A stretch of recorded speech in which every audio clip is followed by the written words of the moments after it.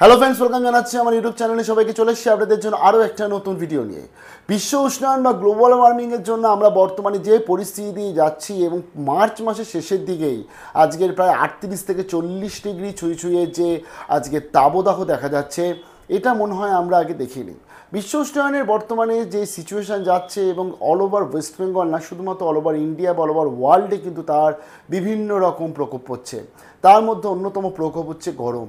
এত পরিমাণে গরম আজকে মার্চ মাসের শেষের দিকেই দেখা যাচ্ছে, সেটা ভাবাই যায় না। এবং তাতে চিন্তায় কিন্তু রয়েছে অনেক মহলই। পরিবেশ বিজ্ঞানীরাও যেমন চিন্তায় রয়েছে, তার সাথে কিন্তু শিক্ষক মহলও চিন্তায় রয়েছে। কারণ তীব্র দাবদাহ থাকলে স্কুলে কিভাবে পড়াশোনা করে পড়ুয়ারা, এটাও একটা বড় প্রশ্ন থাকে। অনেক কটা আপডেট চলে এসছে, এই নিয়ে পরপর শেয়ার করছি আমার ভিডিওটায়।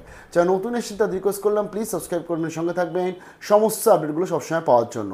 জানিয়ে দিই, তীব্র তাপদাহ লাস্ট ইয়ারও চলেছিল এবং তার আগের ইয়ারও চলেছিল, এবং তার জন্য কিন্তু গরমের ছুটিটা এক্সটেনশন অনেকটা দিন ধরে হয়েছিল।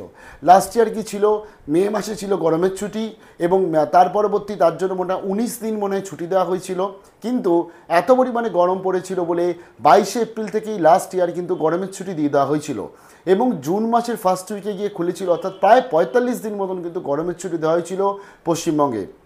এবং 2025 সালের কি অবস্থা হবে, কারণ 26 সাল আমরা 24 সালে দেখেছিলাম যে এপ্রিলের মাঝামাঝির পর থেকে গরমটা বাড়তে শুরু করে, এবং লাস্টের দিকে তো গরমটা অতি গরমেই চলে গেছিলো, এবং সেই সময় ধরতে গেলে লু বইছিল। কিন্তু 25 সালে আমরা দেখতে পাচ্ছি যে মার্চ মাসের শেষে আজকের দিন আমি যে ভিডিও করছি বর্তমানে কলকাতায় দাঁড়িয়ে, এখন কিন্তু 38 ডিগ্রি সেলসিয়াস, অর্থাৎ 38 ডিগ্রি আমরা এখন পাচ্ছি কলকাতা দাঁড়িয়ে, এবং সেটা হচ্ছে এই মার্চ মাসের শেষে। তাহলে ভাবুন, আজকে পশ্চিম মেদিনীপুর বা অন্যান্য যে সমস্ত জেলা রয়েছে যেখানে তাপদাহের পরিমাণটা বেশি থাকে, তাহলে সেখানে কি সিচুয়েশান যাচ্ছে। কী কী সিদ্ধান্ত নেওয়া হয়েছে এক এক করে বলা যাক। প্রথমত প্রাথমিক শিক্ষা পর্ষদ যারা রয়েছে, অর্থাৎ যারা প্রাইমারি বোর্ড রয়েছে, স্কুলে যারা ছোট ছোট বাচ্চারা রয়েছে তাদের জন্য বিশেষ করে তারা দু ধরনের রুটিন তৈরি করেছে। দু ধরনের রুটিন মানে হচ্ছে তারা মর্নিং সেকশনে রুটিন করেছে, ডে সেকশনে রুটিন করেছে। এবার আপনারা অনেকেই বলবেন, অনেক প্রাথমিক স্কুল আছে তারা কিন্তু মর্নিংয়ে পড়ায়, আবার অনেক প্রাথমিক স্কুল আছে তারা কিন্তু ডেতে পড়ায়, আবার অনেক ডে স্কুল যেখানে আছে সেখানকার শিক্ষকরা এতটাই দূরে থাকে যে তারা ডেলি প্যাসেঞ্জারি করে, তাদের পক্ষে কিন্তু সকাল 6টা বা 7টা 6:30টার মধ্যে ক্লাস অ্যাটেন্ড করাটাও কিন্তু অনেকটা সমস্যার সম্মুখীন হয়। এটা দেখলে শিক্ষকদের ব্যাপার। এবার আজকের এই মর্নিং সেশন এবং ডে সেশন বলে দুটো যে রুটিন তৈরি করেছে, এবং জেলা অনুযায়ী কিন্তু আলাদা আলাদা করে অ্যাডাপ্ট করছে, যারা মর্নিং সেশন রাখছে কারো ডে সেকশন রাখছে। এবং আরেকটা ব্যাপার বুঝতে হবে, ডে সেকশন অনেক জায়গাতেই কিন্তু আজকে বড়দের ক্লাস হয়ে থাকে, 6, 7, 8, 9, 10 যারা বা 11, 12 যারা রয়েছে তাদের ক্লাস হয়ে থাকে, এবং তাদেরও একটা পড়াশোনার চাপ থাকে যথেষ্ট। এবং সেই সমস্ত স্টুডেন্টসরাও কিন্তু স্টুডেন্টস, যেরকম বাচ্চারাও স্টুডেন্টস, সেরকম আজকে যারা 6, 7, 8-এ পড়ছে সেই বাচ্চাগুলোও স্টুডেন্টস, তারাও কিন্তু গরমেই ক্লাস করতে যাচ্ছে বা ক্লাস করতে যাবে। তো প্রাথমিক শিক্ষা পর্ষদের তরফ থেকে দুটো রুটিন চলে এসেছিলো, এটা একটা বক্তব্য আমরা শুনেও ছিলাম। তার পরবর্তীতে জেলা ওয়াইজ কী কী ডিসিশন নেওয়া হচ্ছে। প্রথমত আজকের যেটা শেয়ার করছি যে জেলা, সেটা হচ্ছে পশ্চিম মেদিনীপুর। পশ্চিম মেদিনীপুরে অলরেডি 40 ডিগ্রি ছুঁই হয়ে গেছে। বুধবার দিন ছিল হচ্ছে 39.46 ডিগ্রি। তার মানে আজকের কতটা গরম পড়তে পারে আপনারা ভাবতে পারছেন। এবং পশ্চিম মেদিনীপুরের তরফ থেকে কিন্তু যে জেলা প্রাথমিক বিদ্যালয় সংসদ রয়েছেন, অর্থাৎ ডিপিএসসি রয়েছে যারা, তাদের তরফ থেকে ঘোষণা করা হয়েছে যে আগামী 16 এপ্রিল থেকে, অর্থাৎ 16 এপ্রিল থেকে প্রাথমিকের সমস্ত ক্লাস হবে সকালবেলাতে। অর্থাৎ পশ্চিম মেদিনীপুর জেলাতে এখন যতদিন না অবধি মুখ্যমন্ত্রী সিদ্ধান্ত আসছে তার আগে অবধি তাদের প্রাথমিকের ক্লাসটা কিন্তু সবটা, অর্থাৎ পুরো ক্লাসের যে প্রত্যেকটা যে স্কুল আছে, প্রত্যেকটা স্কুল, সেটা মর্নিং হতে পারে, কোনটা ডে স্কুল হতে পারে, বাট 16 এপ্রিল থেকে তাদের সবার ক্লাস হতে চলেছে সকালবেলাতে।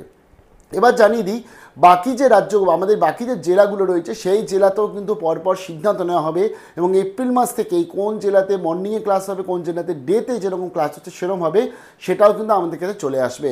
এখানে একটা বড় ব্যাপার হচ্ছে মুখ্যমন্ত্রীর হস্তক্ষেপ। যতক্ষণ না মুখ্যমন্ত্রী হস্তক্ষেপ করছে, মুখ্যমন্ত্রীকে জানাচ্ছে, তার আগে কিন্তু আমাদের কাছে একটা ছুটির দিন বা গরমের ছুটি কবে থেকে পড়ছে বা তার সাবস্টিটিউট কী সেটা আমরা জানি না। 25 সালে কি বলা হয়েছে, মাত্র 10 দিন দেওয়া হয়েছে গরমের ছুটি, 2 তারিখ থেকে, মে মাসে 2 তারিখ থেকে মে মাসে 12 তারিখ অবধি, লাস্ট ইয়ারকে কম্প্যারিজন ভেবে। কিন্তু সেটা যে কার্যত অসম্ভব এই গরমে, এই সিচুয়েশানে, সেটা কিন্তু সবাই মোটামুটি আমরা বুঝতেও পারছি। তো আমার একটা বক্তব্য এসে শেয়ার করছি, যেটা হচ্ছে ডিপিএসসির চেয়ারম্যান, তিনি জানিয়েছেন যে এই সময়ের মধ্যে তাপপ্রবাহ বা কোনো জরুরি কারণে স্বয়ং মুখ্যমন্ত্রী বা রাজ্য সরকার কিংবা পর্ষদের তরফে কোনো নির্দেশিকা পাঠানো হলে পরবর্তী বিজ্ঞপ্তি জারি করা হবে, না হলে এই বিজ্ঞপ্তি মেনেই জেলার প্রাথমিক ও নিম্ন বুনিয়াদী স্কুলগুলি পরিচালিত হবে, অর্থাৎ মর্নিংয়ে ক্লাস হবে। যতক্ষণ না অবধি আমাদের মুখ্যমন্ত্রীর কোনো হস্তক্ষেপ আসছে, মুখ্যমন্ত্রীর কোনো বক্তব্য না আসছে, ততক্ষণ অবধি পশ্চিম মেদিনীপুর জেলাতে মর্নিং ক্লাস হচ্ছে। এবং রাজ্যে যে 50,000-এর কাছাকাছি যে স্কুল রয়েছে, প্রাথমিক স্কুল রয়েছে, সেখানে কিন্তু মর্নিং এবং ডে দুটো রুটিন দেওয়া হয়েছে এবং স্কুল জেলা ওয়াইজ কিন্তু সেগুলোকে অ্যাডপ্ট করে জানাবো, অর্থাৎ জানা যাবে।